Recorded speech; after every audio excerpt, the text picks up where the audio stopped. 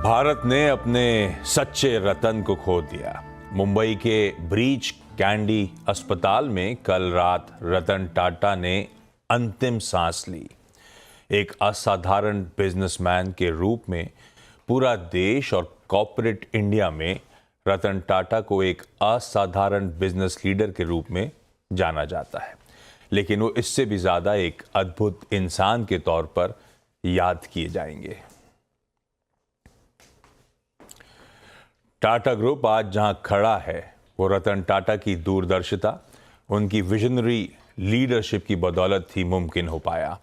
यही शख्स था जिसने टाटा ग्रुप को इंडियन मल्टीनेशनल बनाने का सपना देखा और उसे अपने जीते जी साकार किया।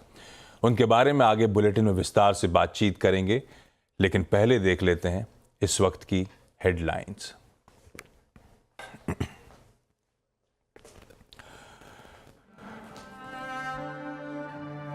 भारत ने खोया अपना सच्चा रतन। रतन टाटा का 86 साल की उम्र में निधन।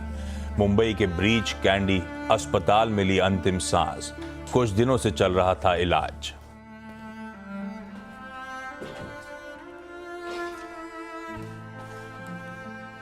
पद्म विभूषण से सम्मानित रतन टाटा के निधन में गम में डूबा पूरा देश। राष्ट्रपति द्रौपदी मुर्मू और प्रधानमंत्री नरेंद्र मोदी ने जताया शोक।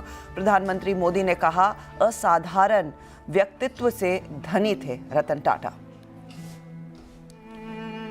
रतन टाटा के निधन पर देश भर में शोक की लहर। मुकेश अंबानी ने शोक में डूबे टाटा परिवार को दी संवेदनाएं। कहा, देश और उद्योग जगत के लिए दुखद दिन।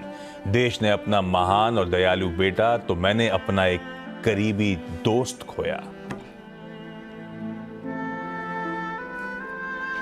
और रतन टाटा को याद कर रहा है पूरा उद्योग जगत। टाटा सन्स के चेयरमैन एन चंद्रशेखरन ने बताया, मेंटोर, गाइड और दोस्त। इन्फोसिस ने श्रद्धांजलि देते हुए कहा, प्रेरित करती है रतन टाटा की विरासत। गूगल के सीईओ सुंदर पिचाई बोले, प्रेरणादायक होता था रतन टाटा का विजन। राजकीय सम्मान के साथ होगी रतन टाटा की विदाई। सुबह 10:30 बजे से एनसीपीए लॉन्च में अंतिम दर्शन के लिए रखा जाएगा पार्थिव शरीर। शाम 4 बजे तक अंतिम दर्शन होंगे।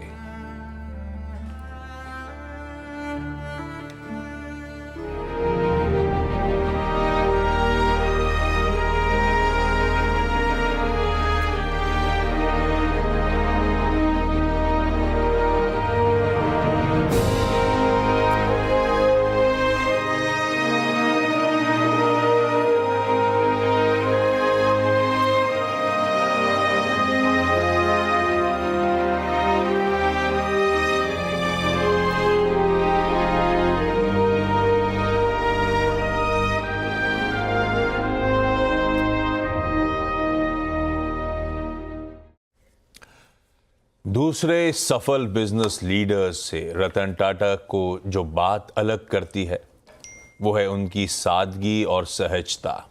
उनको करीब से जानने वाले हर व्यक्ति उनको भलमानसाहत और विनम्रता की बात जरूर बताएगा। शोहरत और दौलत के साथ जो दिखावा आसानी से आ जाता है वो रतन टाटा सर को छू ना पाया। उनकी सादगी के कई किस्से सुनने को मिल जाएंगे।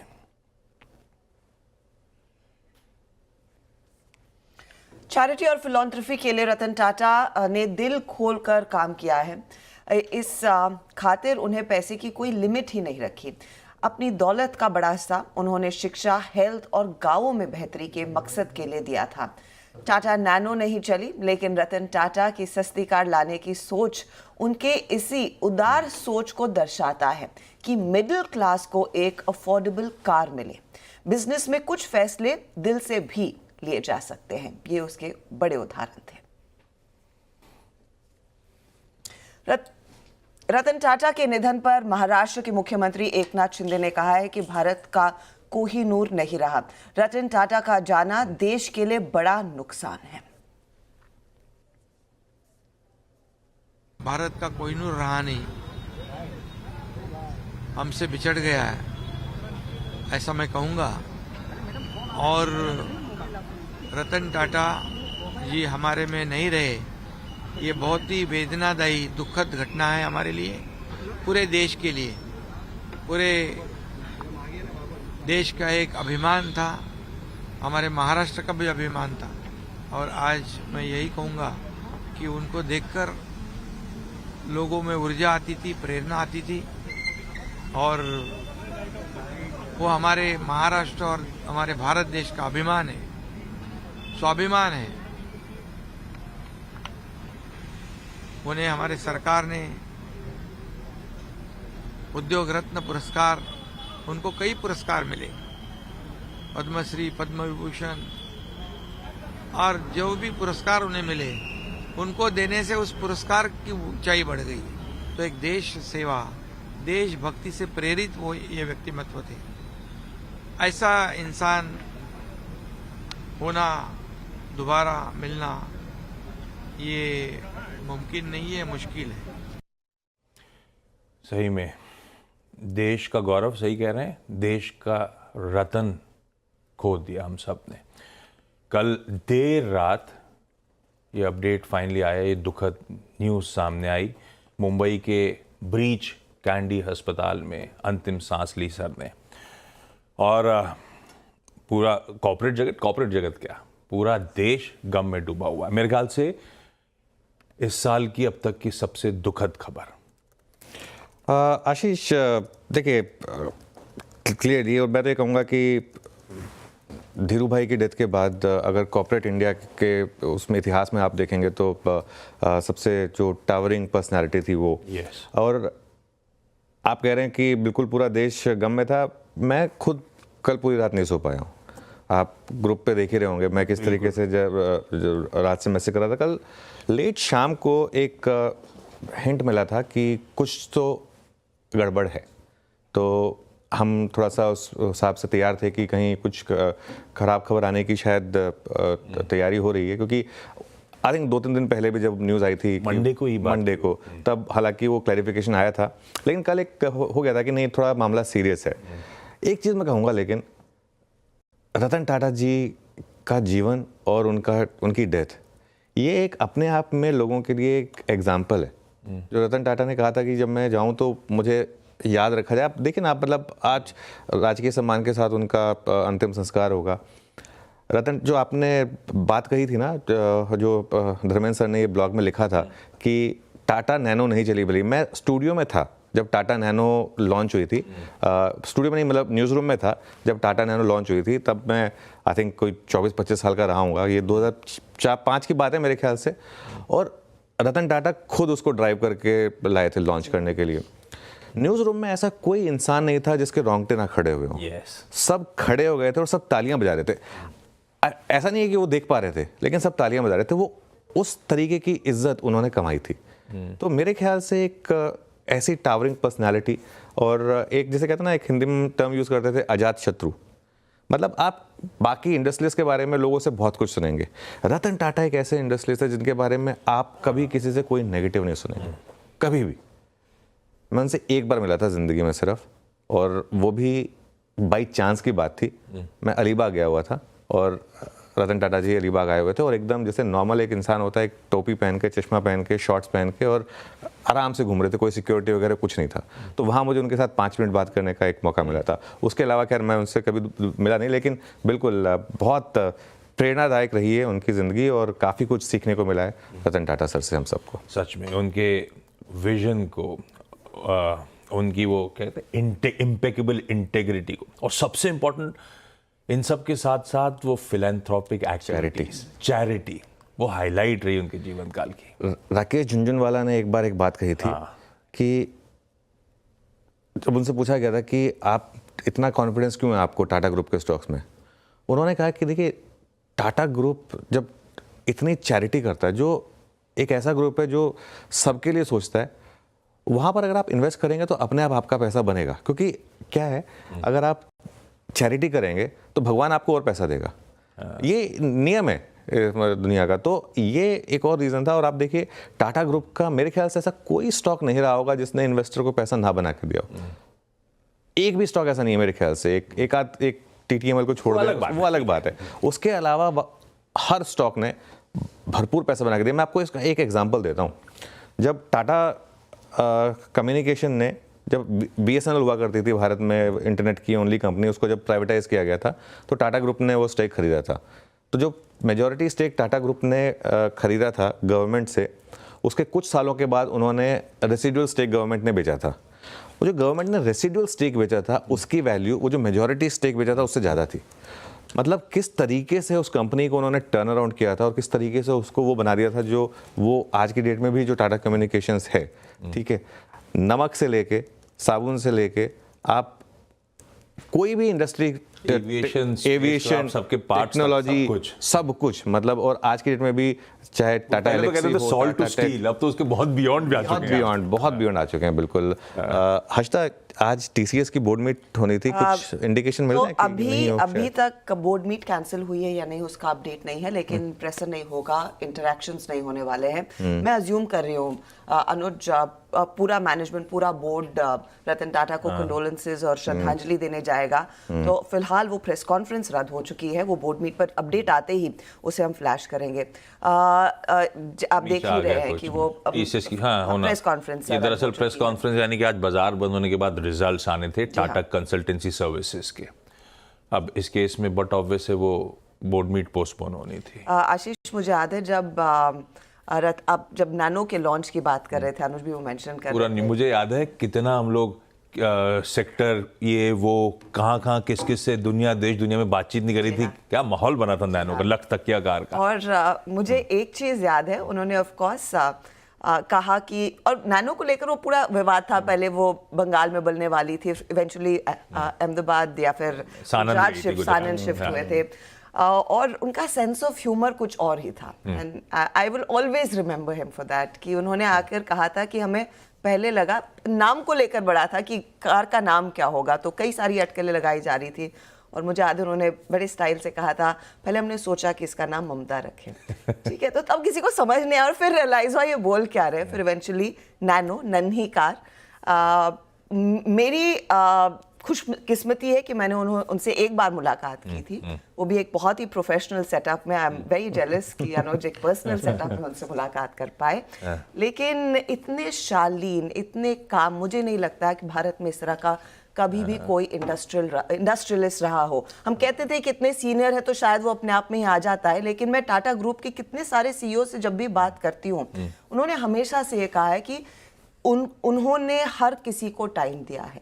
अच्छा, अपने CEOs को वो टाइम देंगे, लेकिन जिस तरह से रतन टाटा ने भारतीय स्टार्टअप्स और भारतीय स्टार्टअप रिटायरमेंट अभी भी इन्वेस्टमेंट्स करते थे, अभी भी मेंटर करते थे काफी एक्टिवली। और आज ऑफिस आते आते मुझे याद था कि कुणाल बहल जो यूनिकॉमर्स के CEO है, जिन्होंने स्नैपडील शुरू की थी, उनमें इन्होंने सबसे पहले इन्वेस्ट किया था। उनके साथ एक बहुत डिटेल चर्चा हुई थी और तब उनसे पूछा गया था कि आप कैसे बेट लेते हैं, आपने इन कंपनियों में पैसे लगाना शुरू किए, तो उन्होंने कहा कि देखिए, मैं उन कंपनियों पर दाव लगा रहा हूं जो रोजमर्रा की चीजें बस एक मोबाइल फोन के जरिए कर रहे हैं। बहुत ही सिंपल सा एक्सप्लेनेशन था, विजन तो उनका था ही, लेकिन उन्होंने कहा कि जिस तरह से वर्चुअल दुनिया सबको एक साथ एक ही मोबाइल के जरिए जोड़ने वाली है, वो एक बहुत बड़ी चीज है। और उस समय एक बड़े इंडस्ट्रियलिस्ट को ये कॉल लेना मेरे ख्याल में एक बहुत बड़ी और बहुत ही विजनरी मेरे तो दिमाग में, आपने जब से नैनो और रतन टाटा चला के लाए थे, तब से अब वही एक बार लेकर आइएगा, अगर दिखेगा तो खींच के लाइएगा, वो उसी के साथ शो की जब आगे समाप्ति करेंगे उसी इमेजेस के साथ। पर आप लोग क्योंकि नैनो की बात कर रहे थे, वीरू भी बैठे हो, आप कुछ कहना चाहते हो? नहीं, बिल्कुल, वीरू को भी जोड़ लेते हैं। बिल्कुल, ये जो नैनो कार है ना, ये जब लॉन्च हुई थी, मुझे याद है इसके बाद ये पूरी CNN वगैरह जो वर्ल्ड वाइड, वहां पर भी ये पूरा डिस्कशन हुआ था, और बहुत लोगों ने कहा था कि आ गई है, हाँ, ये देखिए खुद चला के लाए थे, मुझे याद अच्छे से, और हम सब ने उठ के तालियां बजाई थी, ये वो वाला मोमेंट था, गूज़बम्प मोमेंट्स थे एक्चुअली। इससे याद आया मुझे, वीरू बहुत अच्छा ऑटो को ट्रैक भी करते हैं, क्योंकि नैनो की बात छिड़ी, एक बहुत इंटरेस्टिंग स्टोरी है। 1998 में, मेरे ख्याल से वही समय था, इंडिका लॉन्च हुई थी, आपको याद हो? और ये पहली देश में इंडिजिनस मैन्युफैक्चर्ड गाड़ी, पर चल नहीं पाई थी उस समय। काफी चली थी, बाद में उसके बाद में पिकअप हुई। एक साल बाद इन्होंने फैसला ले लिया था इस धंधे को बंद करने का। रतन टाटा साहब, उनकी टॉप मैनेजमेंट टीम यूएस गई थी फोर्ड मोटर्स से बातचीत करने, उन्हें धंधा बेचने, पर उन्होंने कुछ ऐसा कुछ कह दिया था जो बुरा लग गया हमें, और तब वो डील हुई नहीं थी। और 2008 के वो फाइनेंशियल मेल्टडाउन का समय है जब हमने फोर्ड मोटर्स को बेल आउट करा था। हमने मतलब टाटा मोटर्स ने बेल आउट करा था जैगुआर लैंड रोवर, उनसे $2.5 बिलियन में खरीदी थी। तो उनका असल में कहना था कि तुम लोग इस तरह का धंधा करते क्यों, हम तुम पे फेवर कर रहे हैं तुमसे ये मोटर्स का धंधा खरीद के। और तब देखिए, और 2008 में कैसे 10 साल में तस्वीर बदल के दिखा दी थी रतन टाटा साहब ने। और आज जेएलआर दुनिया की one of the fastest growing auto companies में से एक है। Veeru, good morning. Good morning Ashish. दुखद समय है, और जो आप बात अभी कह रहे थे ना, तो मैं कहना चाहता था लेकिन आपने वो कह दी। रतन टाटा की एक जब कहीं पढ़ें उनके बारे में, आप उनकी जीवनी पढ़ें और उनके पूरे कार्यकाल को पढ़ें, तो उसमें पहली बात लिखी आती थी कि मैं फैसले पहले लेता हूं और उन्हें सही साबित बाद में करता हूं। जो आपने भी बात कही ना कि फोर्ड को वो बेचने गए, उसके बाद अल्टीमेटली हमने उनको बेल आउट किया, ये सही साबित होती है। मैंने टाटा नैनो चलाई थी पहली बार 2015 में, और मुझे लगता है कि जो आप अनुज जिस विजुअल्स की बात कर रहे थे ना, कि जब वो नैनो को ड्राइव करके आए थे पहली बार, उससे भी प्रभावशाली एक विजुअल्स थे उनकी सादगी को जो बयां करते हैं, जब वो ताज के सामने आए थे, ताज पे आए थे नैनो में बैठ के। वो विजुअल्स दिल को छू जाते हैं, उनकी सादगी बयां करते हैं। और रही बात कि टेक्नोलॉजी को और लग्जरी को एक कॉमन मैन तक के वो कैसे पहुंचाया। हाँ, और मैं बताऊँ, आज आप बैठिए आशीष, आप अगर गाड़ी में बैठेंगे टाटा की, आप टाटा सफारी में बैठेंगे, या फिर उसमें आपको जो इंस्ट्रूमेंट पैनल दिखाई देगा, या फिर जो सारा का सारा अंदर का अगर आप देखें सामान है, वो आपको जैगुआर लैंड रोवर की एक छाप देगा उसमें। तो टेक्नोलॉजी को और लग्जरी को कॉमन मैन के लिए लेके आने की जो उनकी कवायद थी ना, वो मेरे ख्याल से जब आप टाटा सफारी में आज बैठेंगे वो आपको नजर आएगी। हमको सबको नैनो याद होती है, लेकिन वाकई टेक्नोलॉजी को लोअर लेवल तक लाने के लिए उनका बड़ा योगदान था। आप बैठिएगा सफारी में, आपको पता चलेगा उसके इंस्ट्रूमेंट पैनल, उसके गियर शिफ्टर्स, उसके हैंड ब्रेक्स, वो दिखाई देंगे आपको। बिल्कुल। अच्छा, सुबह 10:30 बजे से NCPA लॉन्च में अंतिम दर्शन है रतन टाटा सर के। ये बार बताया था 4 बजे तक वो रहेगा, उनका पार्थिव शरीर वहाँ रखा जाएगा, एंड आई एम श्योर कि काफ़ी भीड़ होगी वहाँ पर। मुंबई का वो टेररिस्ट अटैक आई थिंक हम सबको याद है, क्योंकि उसने हम सबको अंदर से झकझोर दिया था। और वहाँ पर उसके बाद रतन टाटा जी हर इंजर्ड को पर्सनली जाकर मिले थे, और जिन लोगों की भी वहाँ पर अनफॉर्चुनेट डेथ हुई थी, उन सब की फाइनेंशियल हेल्प की थी रतन टाटा जी ने। तो ये एक और आपको उनकी पर्सनालिटी के बारे में बताता है। देखिए, कुछ तो रीज़न रहा होगा कि रात से हम, मतलब एक ऐसा लग रहा है कि ऑलमोस्ट पूरा वर्ल्ड ठहर गया है, हम कुछ और डिस्कस ही नहीं कर रहे हैं। और डिस्कस नहीं करना छोड़िए, कल रात से आई एम श्योर हम में से किसी ने ना ग्लोबल मार्केट देखा, ना कुछ देखा कि गिफ्ट निफ्टी कहाँ है, ना कुछ देखा, तक नहीं बनी, कुछ नहीं किया हमने। मतलब हम सोच ही नहीं पा रहे हैं, हम आई थिंक इससे आगे बढ़ ही नहीं पा रहे हैं। ये उनकी पर्सनैलिटी को बता रहा है कि किस तरीके की उनकी पर्सनैलिटी थी। ऑलमोस्ट लाइक वर्ल्ड रुक गया इस समय कुछ देर के लिए, और अब तक समझ नहीं आ रहा है कि आगे करना क्या है इसमें। गजब। एक काम करें, वैसे मतलब इस ग्रुप में आप उठाइए कंपनी कोई सी, अभी हजरत TCS की चर्चा कर रहे हैं, उठाइए टाटा स्टील, उठाइए कोई टाटा मोटर्स, टाइटन, क्या ज्वेल्स हैं। और जब से इन्होंने कमान संभाली तब से लेकर अब तक ये ग्रुप में क्या मल्टीफोल्ड जंप देखे हैं, और मतलब गजब रहा है। खैर, ये सब बातचीत चलती रहेगी। एक काम कर रहा हूँ, एक छोटा सा ब्रेक ले लेता हूँ, लौट के आएंगे, हम सब आपके साथ रहेंगे।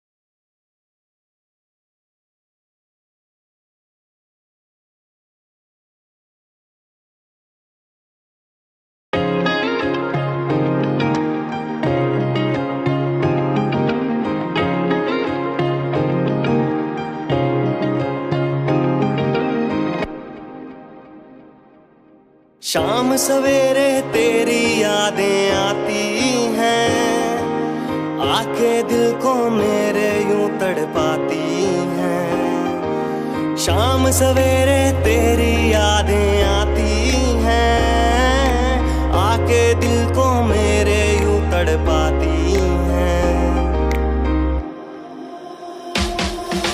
ओ सनम मोहब्बत की कसम, ओ सनम मोहब्बत की कसम।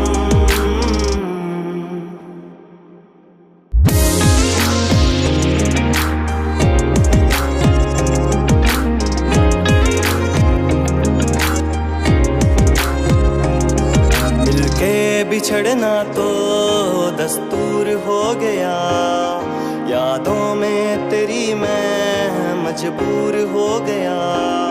मिलके बिछड़ना तो दस्तूर हो गया, यादों में तेरी मैं मजबूर हो गया, मजबूर हो गया।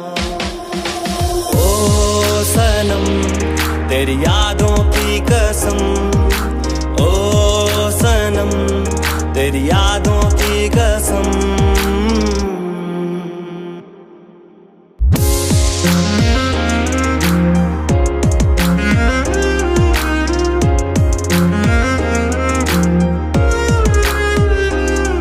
समझे जमाना के दिल है खिलौना, जाना है अब क्या है दिल का लगाना।